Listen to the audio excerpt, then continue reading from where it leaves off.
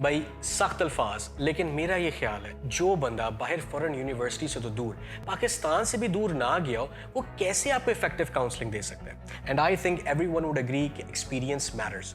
And international experience एक ऐसी चीज है which runs through this organisations veins. My name is Furqan Khan, Head Student Consulting at the Robson's Institute of Consultants and Educationists, or RICE for short. We have collectively spent decades studying and working abroad to establish communities and networks जिनका हम चाहते हैं आप फायदा उठाएं। और हम आपको बताएंगे, we'll guide you every step of the way। आपने कौन सी इंटर्नशिप पकड़नी है, कौन सी कंपनीज वीज़ा स्पॉन्सर कर रही हैं, उनका इंटरव्यू प्रोसेस कैसे संभालना है, ग्रेड स्कीम्स की intricacies and a whole lot more in your personalised plan. और ये भी नहीं कि जी प्लान दे दियो और अल्लाह हाफिज़, नहीं, we're with you every step of the way। अभी कनेक्ट करें, set up a free session and witness the difference.